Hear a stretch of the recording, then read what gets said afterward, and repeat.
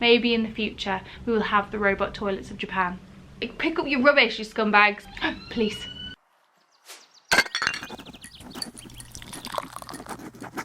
Hey everyone, me again. Welcome back to xameliax and another daily vlog. Oh my goodness, it feels like forever since I've seen you. How are we all? I'm back from Japan. Oh my goodness, and I'm full of cold, which is typical me.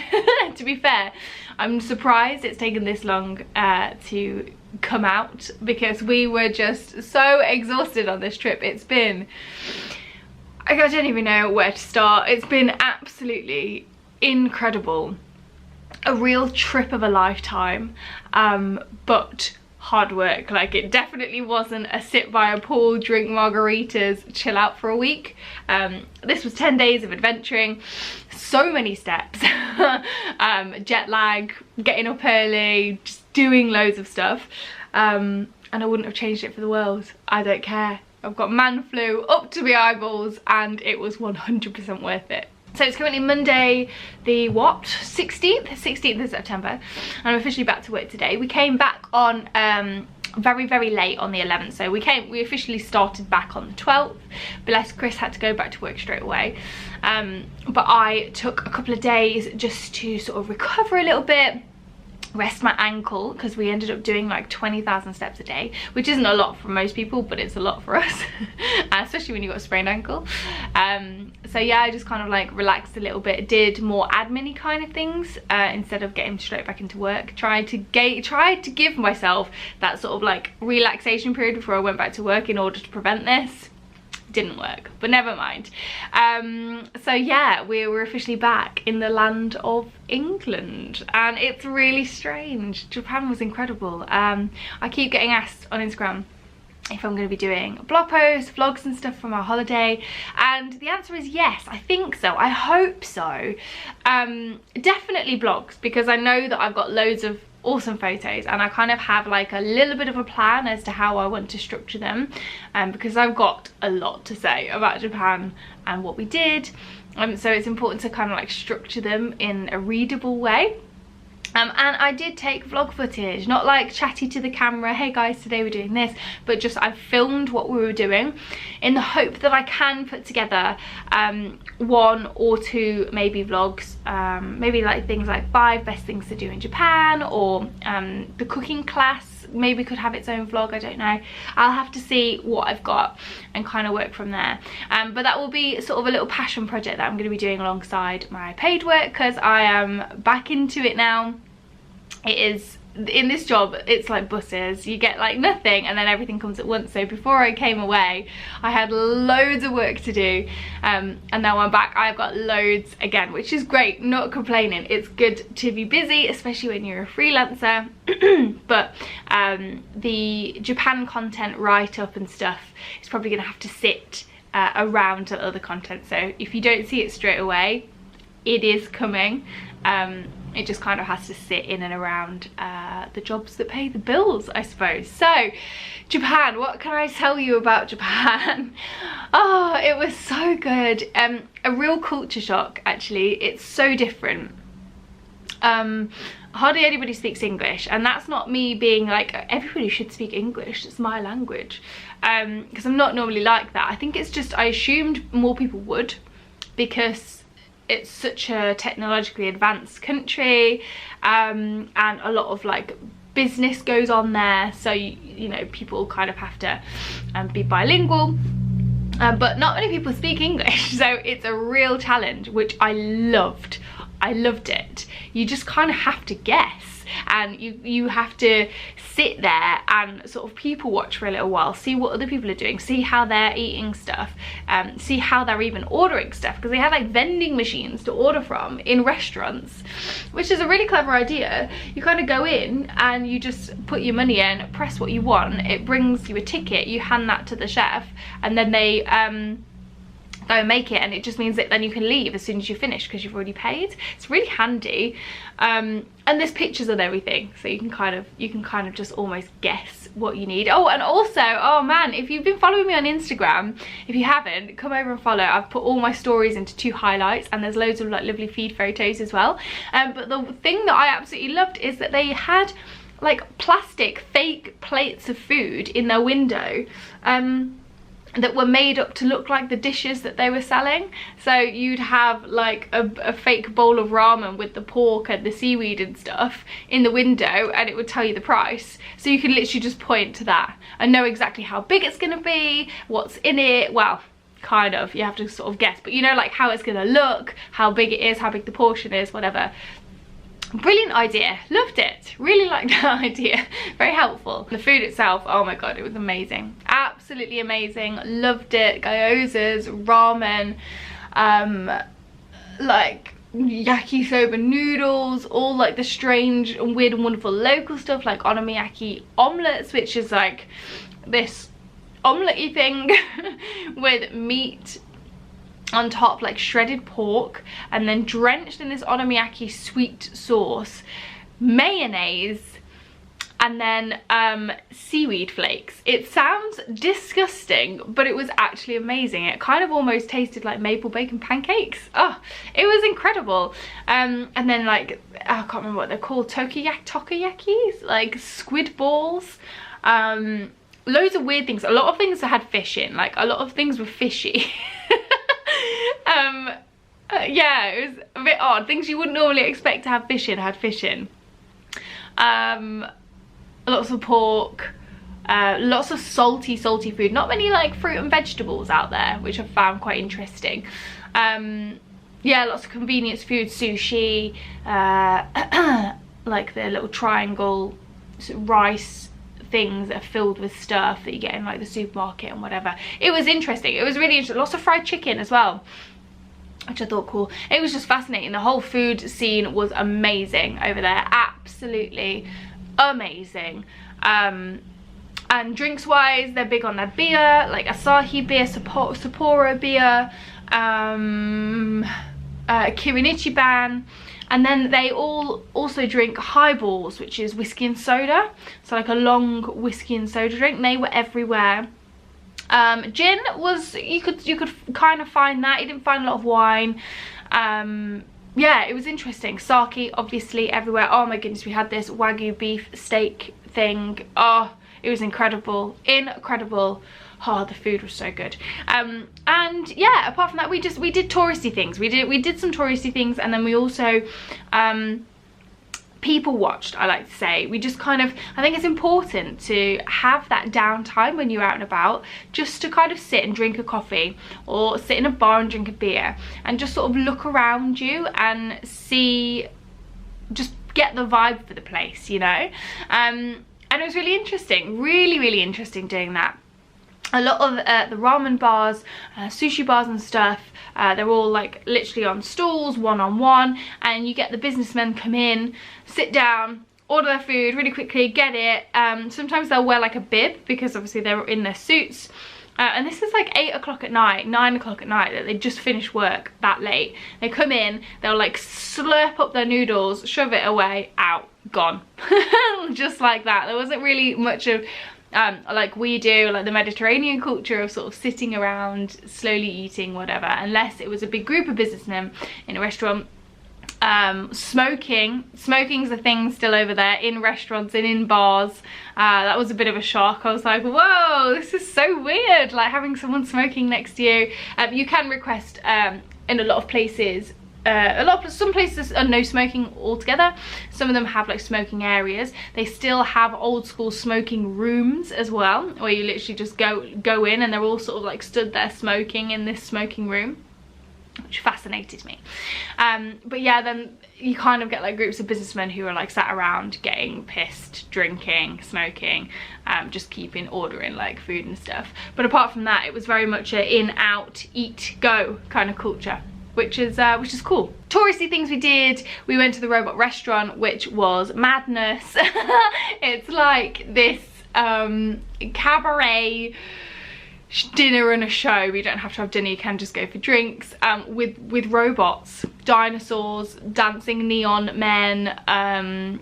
It's just bonkers. I don't really know what happened. It was kind of like 90 minutes of our life that we'll never get back in the best possible way, because we just had no idea what was going on. We just kind of sat there like, wow. This is amazing, but I don't know what's happening. So we did that. I have to do that one. We did an incredible cooking class, oh my god, with Air Kitchen. Oh, it was just amazing. We made gyoza, miso soup, and strawberry daifuku, which is like fresh strawberry, the only piece of fruit that we saw our entire time we were there. Fresh strawberry covered in like this red bean paste, and then surrounded by mochi, which is like this sweet, stretchy, sticky, claggy pastry dough almost. Not really a pastry, it's just like a see-through dough, like a clear dough almost, and it was very strange, but I didn't hate it. It was really nice, but it was just like nothing I'd ever had before, you know. And we made amazing gyozas, and it was all in her house. It's by a company called Air Kitchen, like Airbnb. It was all in her house, so you got to see how like people lived, and how small the spaces were. It was incredible. And Junkai was so nice. She was texting us our whole trip, was saying, oh, you need to try this, I forgot to say, you need to try this, you need to go here, you need to do this, watch out for the typhoon. She was amazing. Yeah, I loved that. And that ended up being gifted by Air Kitchen. We were going to book that exact same class, and then they got in touch and they were like, oh, we've seen that you're going to Japan, would you like to do one of our classes? And I'm like, yes. This one, we were going to do that exact one. So that was a really nice little collaboration. And then I also worked with a company called the Ninja Dojo and Store, because again, it was something that we were going to do ourselves because somebody else had recommended it, and I was like, yes. And then they were like, yeah, come down, just do some content for us and you can have an hour. And it turned out we were the only ones in the class, so we had like a private lesson. Oh, it was amazing. We were like ninjas for the day. It was so good. And we like threw ninja stars, real ninja stars, blow darts. What else did we do? We learned how to draw a samurai sword. We learned how to sneak behind doors. Oh, it was wicked. If you're going to Japan, or know anybody that's going to Japan, send them to my Instagram. It's all on there. Yeah, you've got to go and be a ninja for the day. It was just absolutely wicked. Loved it. And then we also did a tea ceremony that we booked on for, which was stunning. I got to wear like the full kimono, and it was just amazing to learn how they wear them, why they wear them, like the whole history of that, and then do the tea ceremony and learn the etiquette behind it. It was kind of like a little meditation session, the whole thing, and it's actually inspired me for a little project that I want to like roll out over the next couple of months, so stay tuned for that. That came from that tea ceremony session. It was just wonderful. It was wonderful. Such a great experience. And that was in Osaka, and then we were going to go to this food market that we found on Google. And then I was chatting to the lady in the tea ceremony because she spoke really good English, and she was like, no, don't go there, go to this place. It's like really hard to find, but it's where all the locals go. So we eventually found it after walking around like Headless Chickens for absolutely ages, and it was so cool. It was like this underground food market, where it was just all locals. And it was incredible. It was so confusing. We didn't know what we were eating the whole time. We just kind of like looked at the most like the busy place and we're like, okay, just got in line and just went that, and they went, okay. Took your money, and you sit there and you eat it and you kind of think, let's guess what's in this. It's a good job we don't have any food allergies.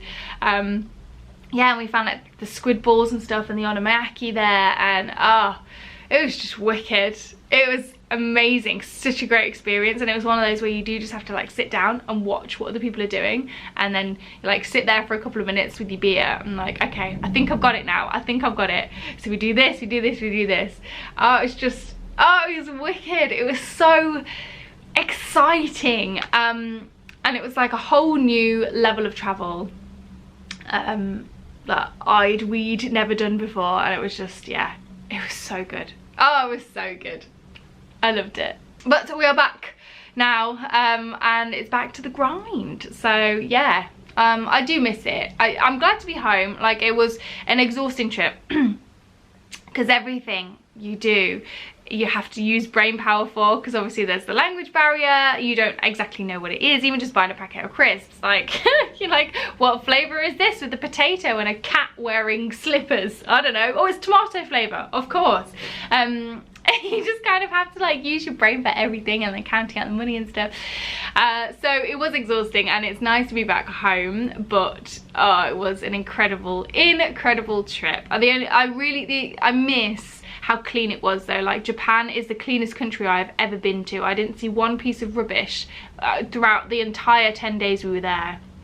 And then we got back to England and sat on the bus to get back to the car at the like air parks thing, and there was bottles rolling around on the floor and crisp packets, and I was like, oh, I hate English people. Like, pick up your rubbish, you scumbags. It's just, there's just so much respect in Japan. Please. There's so much respect in Japan that there's just not rubbish everywhere. People look after it. They look after their country, and that's what we should be doing more. Oh, and I also miss the robot toilets. They're a thing. They are actually a real thing. They all automatically flush, which I know we have in this country in public places, but the lid lifts up automatically when you walk towards them. They have heated seats. They have water sounds that you can put on to disguise your wee. So you can have like privacy when you're doing your business. Some of them even have deodorizers, so you can just like go in, do your business, go out like a toilet ninja. No one would even know you were there. And I just think they're incredible, and I wish we had them over here. Maybe one day, maybe in the future, we will have the robot toilets of Japan. But yeah, it was an incredible holiday, and it was an incredible adventure, and I loved it, and it lived up to all of its expectations for me. Yeah, I'm so glad we went. It's expensive as hell. It is so expensive out there. But YOLO. Don't say YOLO, but YOLO. You know what I mean? You only live once. So yeah, we've done it, and oh, it was incredible. It was amazing. Yeah, real bucket list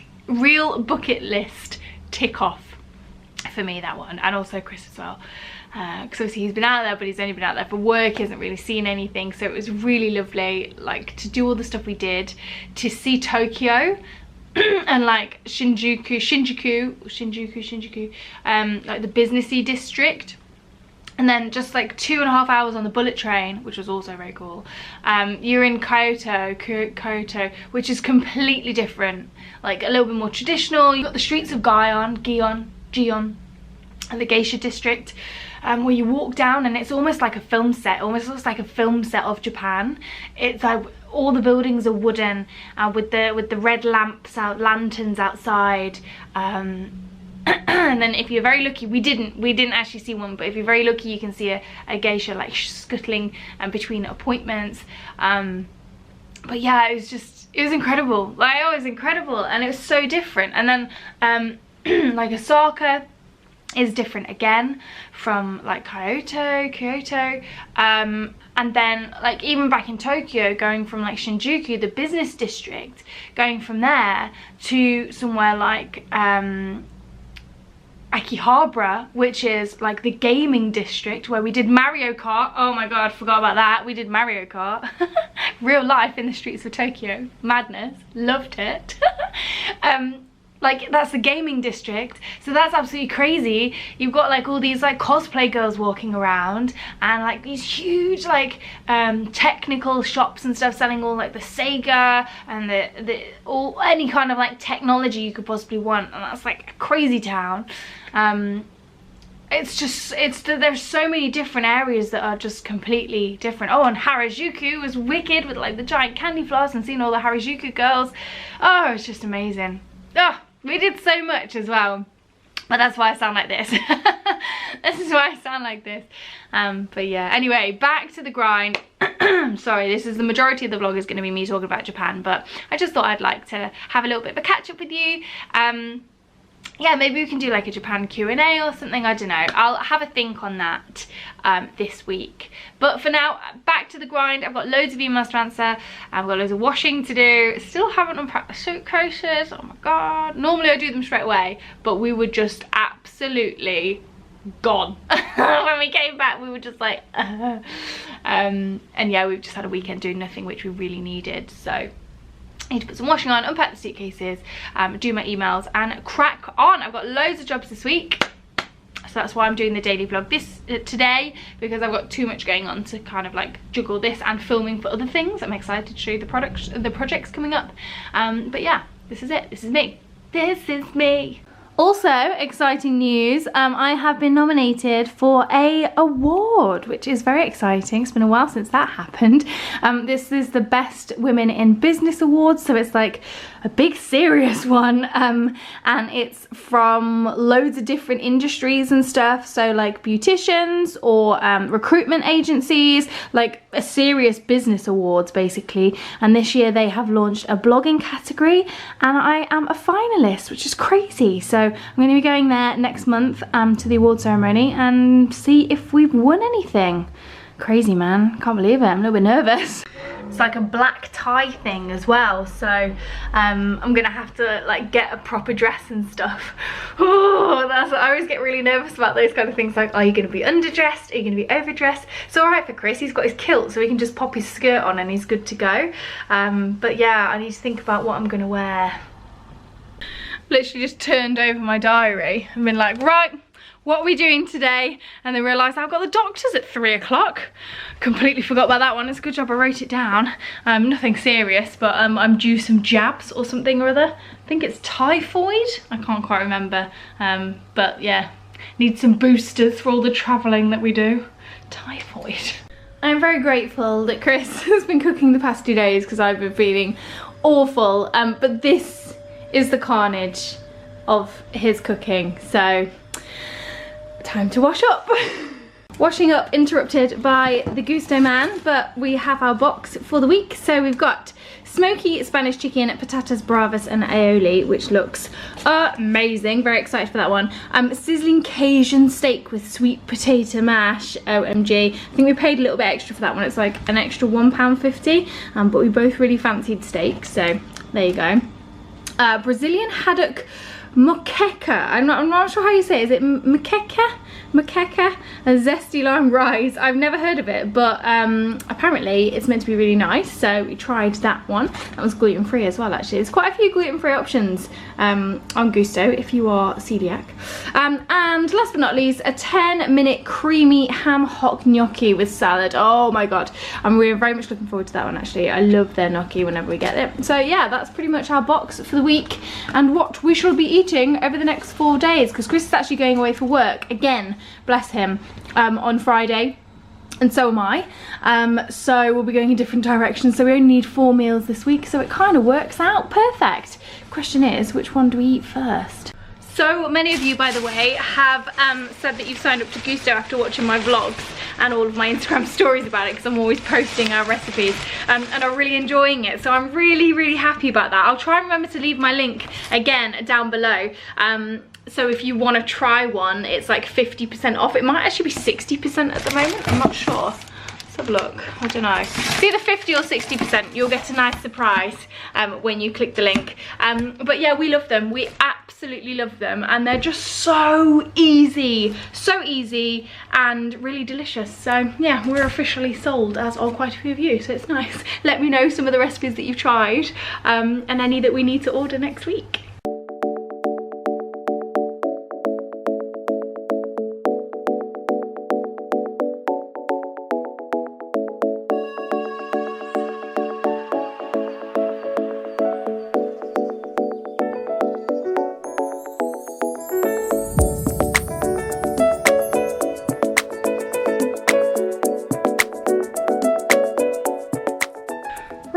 I'm off to the doctor's to go and get my jab, whatever it is. I genuinely cannot remember what I'm having done today. I think it's maybe tetanus, I don't know.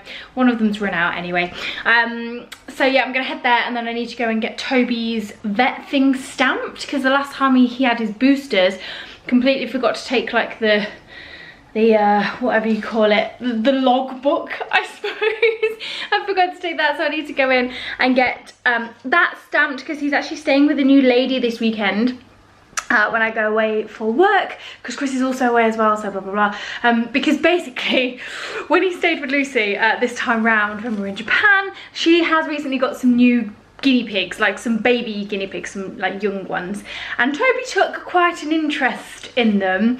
Nothing happened, thank goodness, but he was just constantly sniffing around their cages, and they were like squeaking, and then that made him want to sniff even more, and he just never settled, and they never settled. So unfortunately it means that he can't stay with Lucy anymore, because yeah, he's just too overstimulated, and they're probably a little bit scared, you know, like a dog like constantly stuffing their nose in. So basically we have to find a new dog sitter, and I found one, and she's absolutely amazing. Like, I love her, and her little dog Max is adorable as well. So basically I just need to go and get his things stamped to prove that he's had his boosters, so he can start staying with her as of this weekend, so that'll be really good. It's always handy as well, like it's fine, he could stay with Lucy for maybe one night if we were really stuck, but just for all of the animals' sakes, because she's got like gerbils as well, and she's got her dog Otto, who is going a little bit blind and gets a little bit annoyed with Toby sort of constantly in his face, you know how he is. So it's just good to have like another option if we get stuck, or I get landed with something last minute, and Chris is away, etc. So yeah, basically that's what I've got to go and run errands for. This is flashing at me, the battery's flashing, so I'll probably just leave you here and leave this on charge, and catch up with you when I get back. I am actually in my gym gear because I thought, because I'm going to walk the whole way, and it's actually quite a few steps. And then I thought, as normally on the way back I'm like, oh, the endorphins are kicking in from this walk, I could go to the gym in gym gear, I could just swerve in and do half an hour, but we'll see how I feel, because genuinely, as you can tell from my voice, I am dying. But it's a good little tip nonetheless, to wear your gym gear, and then you've got no excuse. If you feel the urge kick in, you can just go straight there. Top tip from me to you. Oh, I know what I meant to show you. I meant to show you these. Look how gorgeous these necklaces are from Daisy London. Hashtag gifted. And also, how wrinkly are my hands? Oh my god. They are so nice. These are like bang on my style, and they sent them to me before I went to Japan. There's like, they're like, I think that one's fluorite and that one's green. I can't quite remember, but they're like proper gemstone necklaces, and you can get them in gold and silver, and they're so dainty and so pretty. I absolutely love them, so I thought I'd share them with you, in case anybody kind of like enjoys my style of dainty jewellery. They're just so pretty, and they're really nicely made as well. So yeah, thanks Daisy London. But how cute are they? I couldn't decide, there are so many colours. I really wanted the black one as well, but I've already got a necklace quite similar. But yeah, oh, they're so pretty, I love them. So, dinner tonight is Brazilian haddock, moqueque, and zesty lime rice. It looks super easy, so it's going to take 20 minutes. So I'm just cooking it. Chris is taking Toby out because I'm too cold. So this is the rice. It's just basmati rice with the zest of half a lime and the juice of half a lime. Just bringing that to the boil. Then we're going to cover it and leave it for 10 minutes. And then I've just got to chop up a red pepper, some spring onion, and grate the garlic. Put that into a big pan. Make a coconut cream just by dissolving all of this stuff in there. Add in the haddock, cover, simmer, done. It's so easy.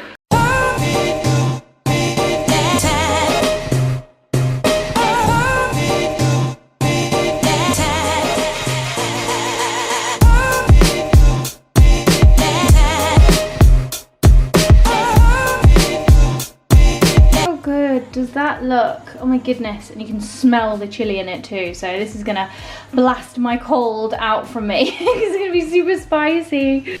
This looks yummy. Have you tried it yet?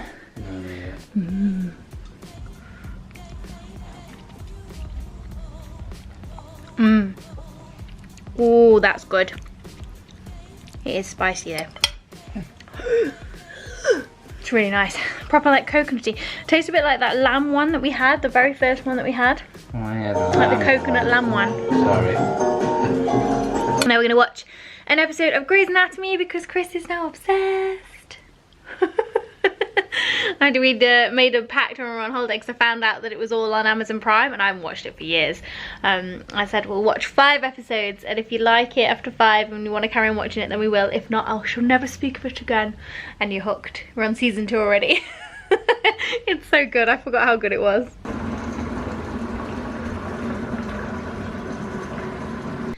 I don't know what is going on with my hair today. It's just, yeah, there's no saving it. So I had a lovely bath, watched some Mindhunter in the bath, feel a little bit warmer now. And yeah, gonna watch another episode of Grey's and go to bed. So thank you very much for joining me for the first daily vlog back from Japan. And I'll film another one this week to go live next week for you.